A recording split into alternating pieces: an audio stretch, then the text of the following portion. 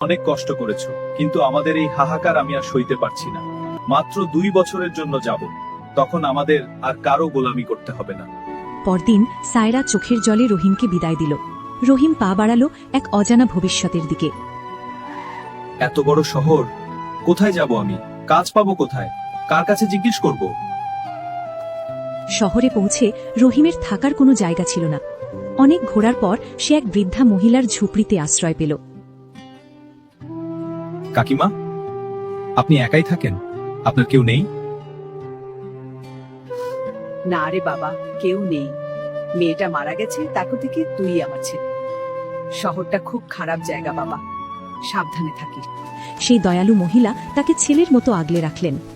রহিম শহরের এক দর্জির দোকানে কাজ শুরু করল। 3 বছর ধরে সে তার সুখ আহ্লাদ বিসর্জন দিয়ে 50,000 টাকা জমালো। বাড়ি ফেরার সময় রহিম টাকাগুলো নিয়ে চিন্তিত হয়ে পড়ল। এই টাকাগুলো আমি কোথায় রাখি? এটা আমার 3 বছরের অনেক কষ্টের আর পরিশ্রমের টাকা।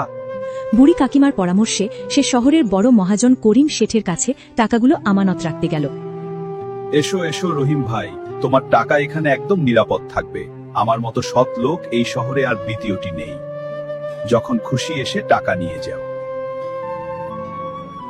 আপনার অনেক দয়া হুজুর, আমি নিশ্চিন্ত মনে বাড়ি যেতে পারবো। কয়েক মাস পর রহিম গ্রামের বাড়ি যাওয়ার জন্য তৈরি হয়ে শেঠের কাছে টাকা চাইতে গেল। শেঠজি, আমি আজই বাড়ি যাব। দয়া করে আমার রাখা 50,000 টাকা ফেরত দিন। কিসের টাকা? তুমি কে হে ছোকরা? তোমাকে তো আগে কখনো দেখিনি। 50,000 টাকা? তোমার 14 পুরুষ কি কখনো এত টাকা চোখে দেখেছে? হুজুর, এসব কি বলছেন? আমি আপনার পায়ে পড়ি, আমার ঘাম ঝরানো পরিশ্রমের টাকা আমায় দিয়ে দিন। দয়া করুন করিম শেঠ, আমি নির্দোষ। এই চাকর, বের করে দেই পাগলটাকে। মিথ্যে অপবাদ দিয়ে আমার বদনাম করতে এসেছে। চাকররা রহিমকে ধাক্কা দিয়ে বের করে দিল। রহিম রাস্তার ধারে বসে কাঁদতে লাগল।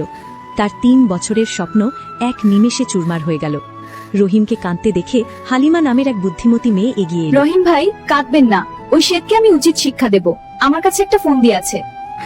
আপনি কাল আবার শেঠের কাছে যাবেন, বাকিটা আমি দেখছি। পরদিন হালিমা মাথায় এক বিশাল দামি সিন্দুক নিয়ে শেঠের বাড়ির সামনে গিয়ে চিৎকার শুরু করল। ওগো শেঠজি, আমার স্বামী বিদেশে গিয়েছেন, বাড়িতে চোর ডাকাতের ভয়। আমার এই 50,000 টাকা আর গয়না কি আপনি কয়দিনের জন্য আপনার সিন্ধুকে রাখবেন? আপনি তো অনেক বড় সৎ মানুষ। 50,000 টাকা আর গয়না, এটা একবার কবজা করতে পারলে আর পাইকে? অবশ্যই বোন, এই শেঠের কাছে তোমার আমানত পাহাড়ের মতো অটল থাকবে। ঠিক তখনই রহিম সেখানে প্রবেশ করল। শেঠ ভয় পেয়ে গেল যে রহিম যদি এখন হট্টগোল করে তবে এই ধনী মেয়েটি ভয় পেয়ে গয়নার বাক্স দেবে না। আরে রহিম ভাই, তুমি এসেছো? আমি তো লোক পাঠিয়েছিলাম তোমাকে খুঁজতে। কাল আমি ভুলে কি সব বলে ফেলেছিলাম। এই নাও তোমার 50,000 টাকা, গুনে নাও। রহিম টাকা নিয়ে দ্রুত প্রস্থান করল। তখনই হালিমা দেখল তার স্বামী পরিকল্পনা মতো বাইরে দাঁড়িয়ে আছে। ও মা, ওই তো আমার স্বামী ফিরে এসেছে। শেঠজি, বাক্সটা তবে এখন আর না রাখি, উনি এটা সামলাবেন। আপনার মহত্ব দেখে আমি ধন্য হলাম। রহিম গ্রামে ফিরে এলো। তার জমানো টাকা দিয়ে সে গ্রামে বড় একটি সবজির দোকান ও ফলের বাগান করল। সায়রা এবং রহিম এখন সুখে শান্তিতে বসবাস করছে। রহিম, ভাগ্যিস ওই বোনটি ছিল, না হলে তো সব শেষ হয়ে যেত। ঠিক বলেছ সায়রা, সততা থাকলে বিধাতা কোনো না কোনো ভাবে পথ দেখিয়েই দেন।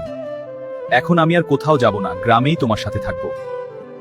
এভাবে বুদ্ধিমত্তা ও সততার জয় হল এবং ধূর্ত মহাজন নিজের লোভের ফাঁদেই নিজে পড়ে খালি হাতে রয়ে গেল।